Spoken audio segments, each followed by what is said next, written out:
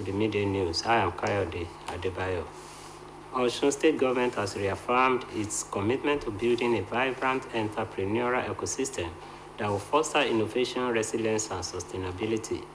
Osun State Governor Senator Adeleke stated this at the flag-off ceremony of 200 million naira additional working capital of Osun Microcredit Agency. Said Adeboje report. Service Development Center behind Osun State Government Secretariat Abere was the venue of the program. It had in attendance technocrats, government functionaries, and entrepreneurs. Addressing the gathering, Governor Adeleke said his administration understands that the bedrock of any prosperous society lies in the strength and vibrancy of its economy, particularly its small and medium-scale enterprises. Governor Adeleke, who spoke through his deputy Prince Kola Adeusi, explained that enterprises are the backbone of the state economy, providing jobs. The governor, who noted that the Osun Microcredit Agency has been a vital partner in the present administration's shared vision of economic, expressed conviction that with the additional 200 million naira, another step is taken towards building a vibrant entrepreneurial ecosystem that fosters innovation, resilience, and sustainability. As we flag off this additional working capital today, I want to emphasize that the opportunities provided by this fund go beyond financial assistance. We will continue to strengthen our support systems by offering training, capacity building, and mentorship to ensure that knowledge and skills to ensure long-term business success.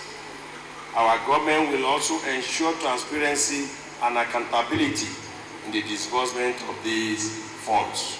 In his speech, the General Manager of Osun Microcredit Agency, Mr. Muritala Olagmuju, appreciated Governor Adeleke for leaving no stone unturned on economic stimulation and wealth creation in the state. According to him, over 3,000 small and medium-scale business owners will benefit from the revolving loans.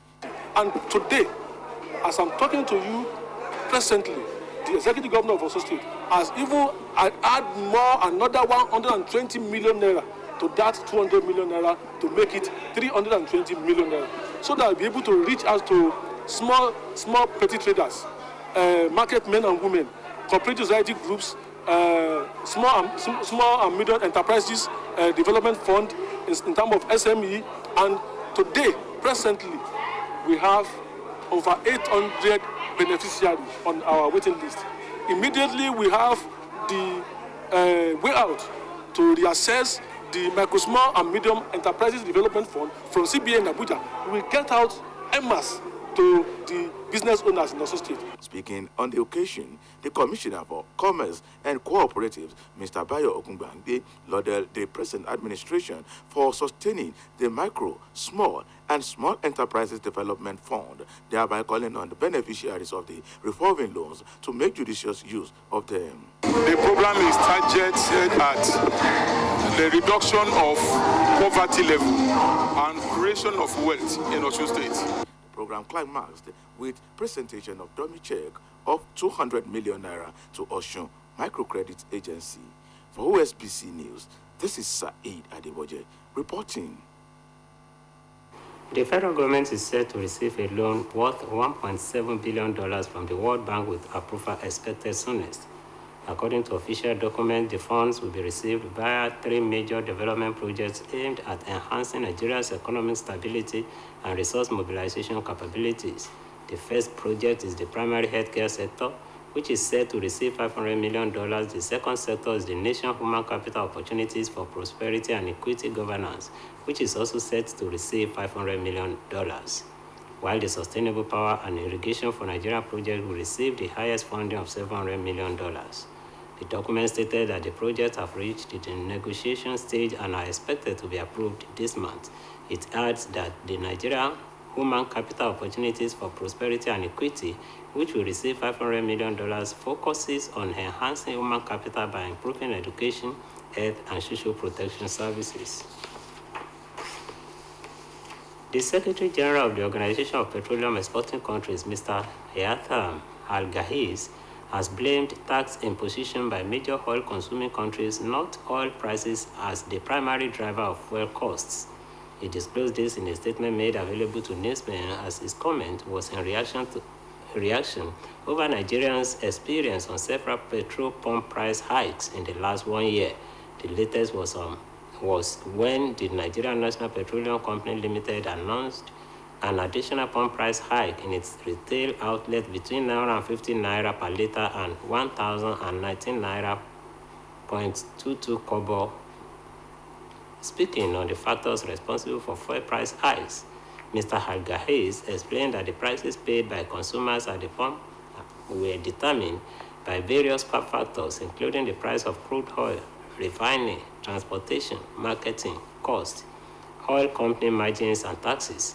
According to him, revenues generated from oil sales are often reinvested by oil-producing countries into the oil sector, stating that OPEC member countries reinvested a substantial portion of their revenue into exploration, production, and transportation projects. Meanwhile, the Joint Action Committee of the Senior Staff Association of Nigerian Universities and the Non-Academic Staff Union of Education and Associated Institutions have announced plans to commence an indefinite strike if their outstanding salaries are not paid within 3 weeks. In a statement jointly signed by the President of the SANO, Mr. Mohammed Ibrahim, and the General Secretary of NASU, Prince Peters Adeyemi, the union said the federal government has been given a 10-day grace period, which expired July this year, to pay the outstanding salaries to university staff, with a warning to shut down universities and inter-university centers if the payment is not made. The unions are demanding for the payment of 4 months pending salaries, improved remuneration and allowances, and the implementation of the 2009 agreements with the government, among other things. It will be recalled that the federal government, through the Ministry of Labor and Employment, has invoked the no work, no pay policy when the 4 university-based unions embarked on a prolonged strike in 2022. The unions also noted that they are aware that President Bola Tinubu has approved the payment of the 4 months with their salaries, but that it is not being implemented by relevant government officials. The former president of Nigeria, Chief Olusegun Obasanjo, has sent his sympathy to the people and government of Borno State over the massive flood that ravaged the state capital, Maiduguri. Chief Obasanjo, in a sympathy message to the Borno State Governor, Professor Babangana Zulum, described the disaster as unfortunate and commended the government for its swift response to the situation. He also urged Professor Zulum to maximize the crisis to showcase his leadership, noting that it is usually in the midst of disasters of such nature that the qualities of good leadership and courage become manifest. Meanwhile, reports indicate that the donations to the Borno State government from various quarters, including the federal government, have crossed 17 billion naira. Governor Zulum pledged that the state government will ensure the good use of the support to cater for victims of flooding in all the affected communities after receiving the donations. The Nigerian Customs Service Kirikiri Lighter Terminal said it intercepted 51.25 kilograms of cannabis valued at 256 million naira. In a statement, the Custom Area Controller in charge of the command, Mrs. Joy Ededuok, disclosed this while handing over the seized hard drugs to officers of Nigerian Drug Law Enforcement Agency at the command headquarters in Apapa, Lagos. She added that the ACT violates the provisions of Nigeria Customs Service Act. She added that the act violated the Nigeria Customs Service Act of 2023, Section 55, while emphasizing that the interception was a testament to the command's continued dedication and commitment to safeguarding the nation's borders from importation of illicit and harmful substances. According to her, the negative impact of drugs such as cannabis indica on individuals, families, and society at large ranges from the destruction of lives to an increase in crime, fueling violence, among others. The custom boss maintained that by keeping the dangerous substances out of the communities, the country is preventing untold harm and helping secure a safer future for the citizens, particularly youths, who are most vulnerable to the allure of the harmful substances. Now to sports. Former Nigerian international Taribo West says Augustine Iguafon possesses techniques but lacks grace, which is preventing him from achieving success with the Super Eagles. Taribo West, who made this known while speaking on a radio program, said anytime Iguafon leads the team, he brings in an impressive touch to Super Eagles' performance, but final results do leave much to be desired. Iguafon, who also serves as the Nigeria Football Federation Technical Director, was handed the reins of the senior men's national team after the deal with the proposed German coach, Bruno Labbadia, fell through. This is the 59-year-old's fourth stint in charge of the team, having previously managed the dugout from 2005 to 2007 in 2010 and again in 2022. Reports indicate that Iguafon's tenure has often been defined by near misses. Under his watch, the Eagles narrowly failed to qualify for the 2022 World Cup after crashing out on goal aggregate to Ghana in its fourth and current spell. The team has started their 2025 AFCON qualifiers on a bright note, claiming 4 points from a possible 6.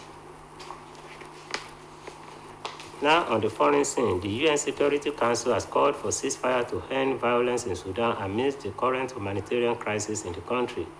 UN Assistant Secretary General for Africa, Martha Hamakia Pobe, said the current wave of fighting marks the latest chapter of violence in El Fasher, which occurs amidst a month-long siege, an attack on the city at the hands of the Rapid Support Forces. Here, Pobe said it has caused appalling levels of suffering for the civilian population, including farming conditions in Samsam camp south of El Fasher, among other locations since the crisis began 16 months ago. Still on the foreign scene, Germany has put a hold on new export of weapons of war to Israel while it deals with legal challenges. A source close to the Ministry of Economy cited a senior government official saying it had stopped work on approving export licenses for arms to Israel due to legal and political pressure from legal cases arguing that such export from Germany breached humanitarian law.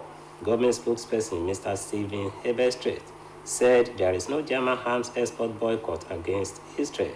It will be recalled that last year Germany approved arms export to Israel worth $363.5 million, including military equipment and war weapons, a tenfold increase from 2022, according to data from the Economy Ministry, which approves export licenses. And that ends the midday news on OSBC TV. It was edited by Adebare A.G. Makinde.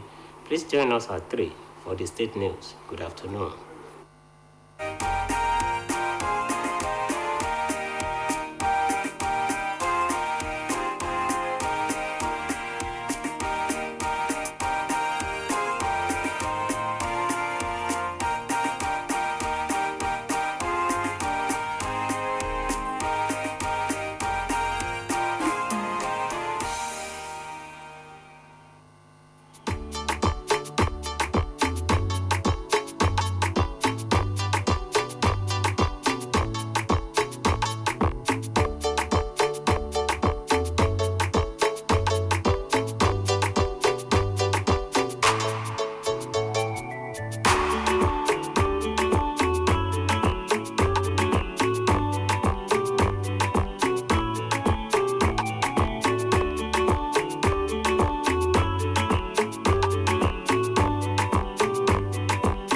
OJ on the beat.